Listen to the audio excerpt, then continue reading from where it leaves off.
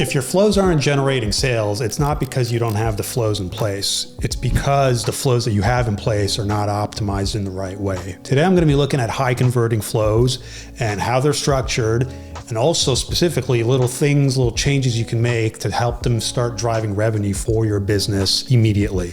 We've got a couple of flows we're going to be looking at. I'm not going to look at them all today because otherwise it'd be a very long video, but we are going to look at the fundamental ones that every good e-com brand should have in place. And of course, we're going to start with the welcome flow because it is essentially, I would say, one of the most important flows every brand should have. These are the emails, I should say, that people get as soon as they sign up to your email list. If you have a pop-up or a sign-up form somewhere usually in the bottom of your website, people will put their email address, maybe their SMS number if you're collecting that, and they will hopefully be greeted by your brand and get emails that introduce them to your brand, what you're about, what your mission is, what kind of products you have, that kind of thing. Now, a lot of brands, and this is the mistake that I see, where they're not making money is they're just not sending enough emails with this flow. They might have one email that they're sending. Maybe sometimes you'll see 3. You want to make sure you have 5, 7 emails, and it's really important. There's like all kinds of things you could say in them, but what works really well for e-com brands is the first email, you just give them the person their offer. Second email, you talk about your brand, like why do you exist, why you started the company. Third email can be social proof. You show off how customers are, like what their lives look like, how they're succeeding with your product. Fourth email can be a problem agitate solution email. This is where you talk about the main problem your product solves. You paint that picture a little bit and you talk about how your product uniquely solves that. You could also have a unique mechanism email. This is the 5th email where you get into the specifics of what makes your product so different compared to what's out there in terms of like competition or the status quo. The 6th email can be something that you could just remind them to use their discount if they haven't used it already. That's a good one to do there. The 7th email, you can have this be a plain text email from the founder or someone from the team that's just asking the person, like, what are they looking for? Is there any reason why they haven't bought yet? This is a good opportunity to like feel people out and get some data and see like what might be holding them back, which can only be used, you could also use that to improve your welcome sequence, but make sure that the messaging or anything that maybe isn't being addressed is being addressed in those emails. So that's a really good opportunity, and also gets person to write back, which is also good for email deliverability. So I had a brand that, again, very similar to what I've described. They only had 3 emails, and it was really just like they gave the person the discount and then they just kept repeating and reminding them about the discount. Again, that's not necessarily bad. It'll hopefully get, it does get sales, but again, there are a lot of people where that's just not going to work. They just don't know you that well. They don't know if they trust you. Their products were really expensive. It was a furniture brand. They're selling like $2,000, $5,000 worth of stuff. So for a lot of people, it's not easy to put that money in front. So we had to like build that relationship, get that trust. And so what we did with them is we built out a welcome sequence of 5 to 7 emails and immediately started like generating more revenue. Because you also have to consider, if somebody doesn't convert on that welcome flow, they will eventually convert when we start sending campaigns, and a lot sooner rather than later, because we've done the work up front. We've developed that relationship with them. We've given them an introduction to who we are, what we're about. So it really just is like the right move, and it really paid off for this brand that I worked with. We were adding an extra $120,000 in their monthly revenue just off that optimization, off that one flow, right? So one thing you can do really very easily is write a plain text email from the founder. You could just say, hey, welcome to the brand. If there's anything you need help with, let me know. Here's some cool products to check out. Here's some stuff. Here's some promotions that are going on. That kind of email can do really well because, again, it just humanizes your brand, and it's very different than other brands to just send design email. If you send a plain text email from the founder where you're, personally welcoming the person and you're just kind of showing them around and you're giving them some guidance, that can work really well. Again, it does humanize your brand, and it does usually convert into sales right then and there. And if not, sooner rather than later when you send campaigns. The next flow I'd like to talk about is the browse abandon flow. These are the emails that get sent to someone who simply viewed a product on your website. They didn't add to cart, they didn't even get to checkout, and they definitely didn't place an order. They were essentially just window shopping, and they looked at something and then they left your website. The way I would approach these emails is if somebody's just looking at your product, they're just looking for information. So you should just kind of meet them where they're at and just kind of show up in a sort of, non-aggressive way. Just be really chill. Just be like, hey, notice you're checking this out. Just figured you should know this about what we do and what makes us different. Really just educating and really being light. You don't want to overwhelm with information. Keep these emails really short and simple. Don't try to do too much at once. Try to make every email have one specific job. So maybe the first one is really just an acknowledgement, a little bit of education on your brand. Second email, just showing people what people love about this product or what they love about your brand, what makes you guys so unique. Third email can be social proof. And yeah, if you want, the fourth email, you can offer them a discount. Don't try to do too much otherwise. Don't make these emails too long. Don't be overwhelming because again, someone's just checking out your product, okay? So you don't want to freak them out. You don't want to be doing too much, right? I actually worked with a brand last year, right before Black Friday. They actually had 2 browse abandoned emails. The first one was kind of making money. The second one wasn't making any money at all. I took a look. It wasn't too surprising why this was happening. These were like really long essays of plain text email. And don't get me wrong, the copy's actually not bad. It was good stuff. It's just really off-putting and really not appropriate because again, somebody just stopped by. This is a supplement brand, by the way. They just stopped by your store, they checked out some supplements, and they didn't like add to cart, they didn't do anything. They just left, and all of a sudden you're emailing them these like essays and just like, like what's a person to think, right? Like it just doesn't work. It doesn't make sense. So we had to get to work because this was like right before Black Friday. We swapped those emails out. We put in some very simple design emails with, headline, subhead, the item the person viewed from a dynamic product block, and that converted a lot better because it wasn't pushy, it wasn't overwhelming, it was just kind of meeting the person exactly where they were. Somebody who was just perusing and really just needed a little bit of information, enough to actually create the desire for them to want to add to cart, to want to complete checkout and eventually place the order. So that's how I would approach it. My tip to you is if you don't have a browse abandon, that's how you should set it up. Really just acknowledge the person checking the stuff out and just kind of like give them a bit of just a little quick education about what you're about, what makes you different, and why people love you.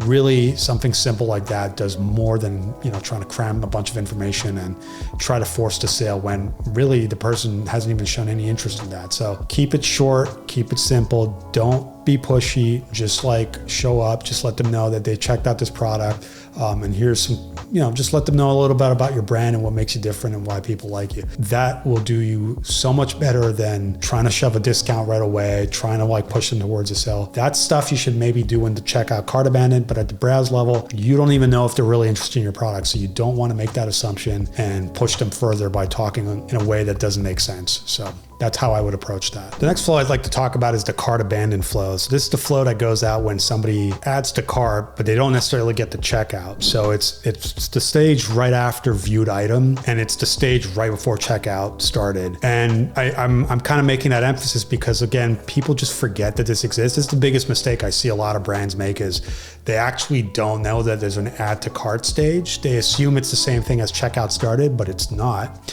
And it's the reason why this mistake happens is unlike checkout started and viewed item, which are built into Klaviyo and they just kind of come in with it, this is a metric that's not automatically included. You actually have to take extra steps to install it.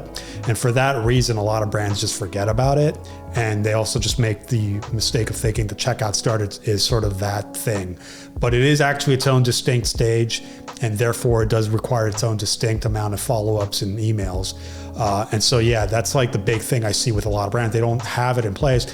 But even when they do have it in place, the mistake again is that they just kind of treat it the same way as checkout started. It's not really the same thing. Let me illustrate what I mean.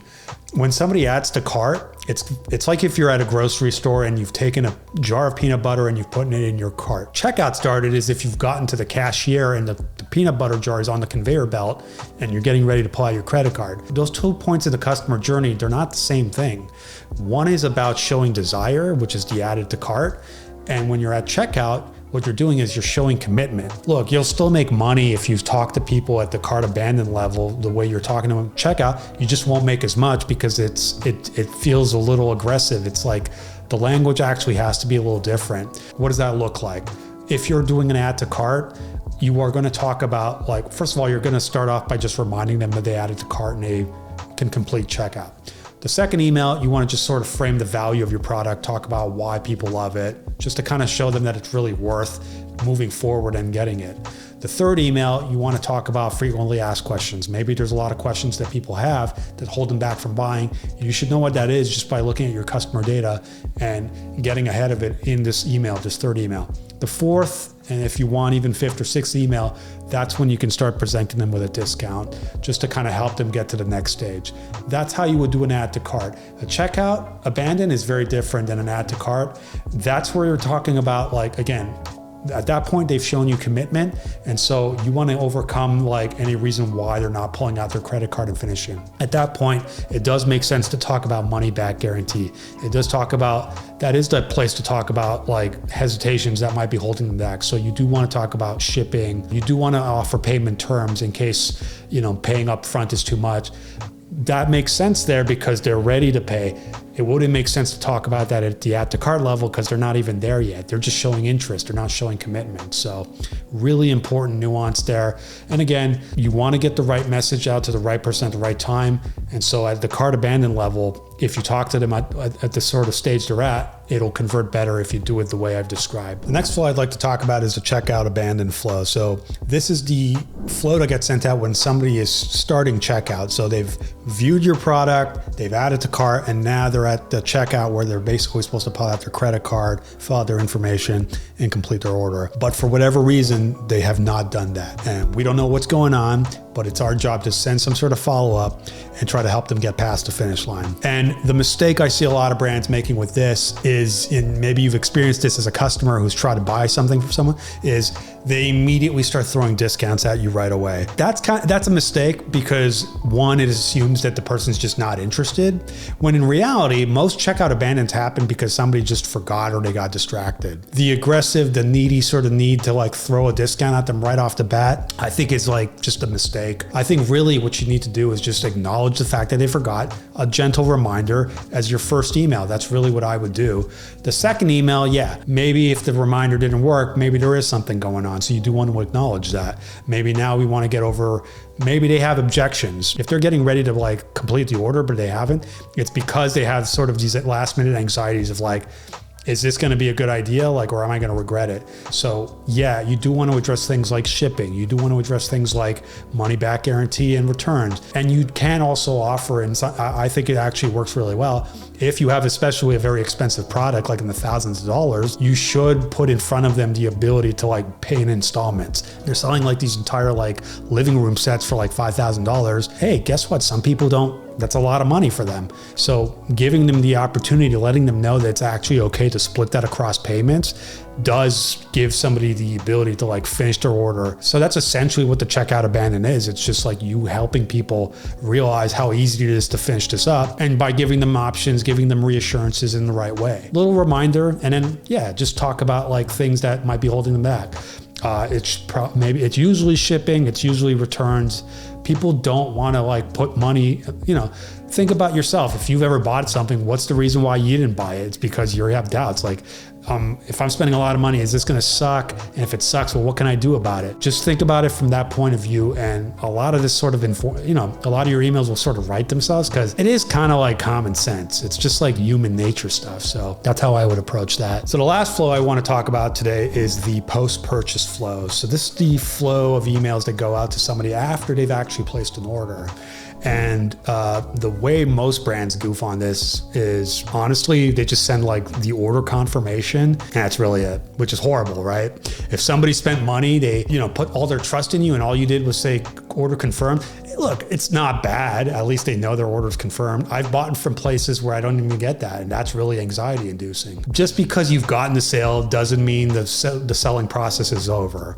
Think about it. If you want these people to keep coming back, if you want them to start raving about you to their friends and family and becoming basically a fan for life, Well, it's up to you to make sure that they are totally smitten by the experience of buying from you. And so just sending them an order confirmation isn't going to do it. You need to like be a little more intentional. You have to actually be present and show up. I had a brand that I was working with. We were like getting all kinds of sales. We were having all kinds of, we had these big promotion periods and we were raking it in. We had launches of new products and we were raking it in. The problem was like they had like shipping problems, or at least there were shipping delays, and they had no post-purchase emails. So all that money we made during the summer, they turned into refunds a month later because people were just so pissed. There was no follow-up. There was no keeping in touch. And so that was dramatic for them because, again, they were selling so much volume at such high AOV. It was kind of gross, actually, to see how much money they had to refund. But all of it was like really avoidable because all they had to really just do was follow up and keep people in the know, keep them looped in. So the way I would optimize this, and this is based off a case study, something I worked with a brand, you got to like look at like, what does the experience look like for somebody buying from you? Like in terms of like how long it takes for them to get their order, and what do we want them to know? Like one thing you can do right off the bat is if their order gets placed, 20 minutes after that, you send an email from the founder thanking them, saying, hey, thank you for shopping with us. We really appreciate you. We're taking care of your order. If you have any questions, feel free to reach out. Plain text email. The point of this email is not even to make a sale. It's to just humanize your brand and to make them feel good. You have a distinct messaging approach if it's their first time buying from you and if it's their second time buying from you. So if you want to acknowledge somebody, if it's their first time buying from you, you want to talk to them in a very specific way. If they're coming back, you want to obviously acknowledge that and say, hey, I really appreciate you coming back. So you want to make sure the messaging is different between the first time buyer and the second time buyer. Then it's really a question of like, what do we want them to know? Well, maybe there's certain things they should know about their product. Well, that's an email you should send them. Hey, 3 things for you to know so to really get the most out of your product. Another email you could do is just let them know social proof. Again, you want them to feel like they really made the right choice. What better way to do that than showing other people having a great time with your product? Again, it just reinforces that they made the right decision. Another email you can send is letting them know about your social channels, because sometimes people tune you out. After they've made a purchase from you, they start tuning out your emails. They don't care about that anymore. So you want to try to like keep in touch with them by sending them to your Facebook, your Instagram, your TikTok, whatever it may be, YouTube. Again, it just happens. Sometimes people make a purchase and they don't really care about emails anymore. So you don't want to lose that. You don't want that disconnect to happen. What I'm talking about is just simple follow-ups, but like in these emails, you can definitely upsell, you can cross-sell. So that's another way you can make a lot of money here. It is kind of hard to get the second sale if you haven't done this. If you're asking for people to pay you and you're kind of leaving them in the dark, that's just not going to fly as well, right? So you got to do a lot of that. Like you got to like build the relationship a bit, but I'm telling you, it's not that hard. You just have to be mindful and do it. It's really just about being a little thoughtful. It's really it. And again, I worked with this brand where they just hadn't done that and they were getting killed. They were getting killed in refunds. But we put together a pretty elaborate, I think it was about 10 emails, like 10 email flow across like 20 days. And refunds just like dramatically dropped. Of course, they still existed. That was mostly because they had logistics, shipping issues, which I feel like companies are so often so afraid of a negative experience. But it's like actually you can flip those negative experiences, and email, at least in the context of a post-purchase point of like context, like we were doing that. Like, yeah, the shipping process, the delays were bad, but at least we had emails being sent to people so that they knew what was coming. And that did definitely have an effect on reducing refunds. And also it had an effect on people being comfortable. My tip for you, if you haven't gotten your post-purchase set up, the simplest thing you can do right now that's going to have a tremendous impact on repeat orders and reducing cancellations and churn is just send a thank you email immediately, like 20 minutes after the confirmation. Make sure you send one to people who make their first order. That's really important. And make sure you have like a separate one that you send to people if they placed their second order. Just a quick, and honestly, it's just a plain text email from the founder just saying, hey, thanks for your order. We really appreciate it. We see you. We're taking care of your order. If you have any questions, you can reach us this way. These emails, again, are not, the point is not for them to convert. So you're not going to have like any links. It's really supposed to be a plain text with like a signature. You can include your image if you want, your picture of yourself. But again, it humanizes your brand, and it does just make people trust you more and more likely to buy from you, and in all likelihood, less likely to cancel because you didn't leave them in the dark. So That's what I would do right away. If you don't have that in place, that is going to make such a huge difference for you. So I would really recommend you do that. With that being said, if this video helped you better understand how optimized flows can drive more revenue for your e-com brand, the next piece of the puzzle you're going to want to learn and master is how to actually get people on your email list. As it turns out, I actually go over that in great detail in my pop-up video, where we go over the things you want to do to set that up, what to avoid, choices in language and design, and how all of that can ultimately influence your list growth, your flow performance, and your campaign performance. So definitely check that out if you want to continue building things the right way. But that's pretty much all I've got for you for today's video. Make sure to subscribe to the channel. I will be uploading more videos for e-com brand owners who want to drive more revenue with their email list and their email marketing. So if you've got a Shopify store and a Klaviyo account, this is definitely the right place to be. I'm going to be continuing to make content that's going to help you make more money with email. So make sure to subscribe, and that's pretty much all I've got for you. Thanks for tuning in, and I will catch you on the next one. Take care for now. Bye.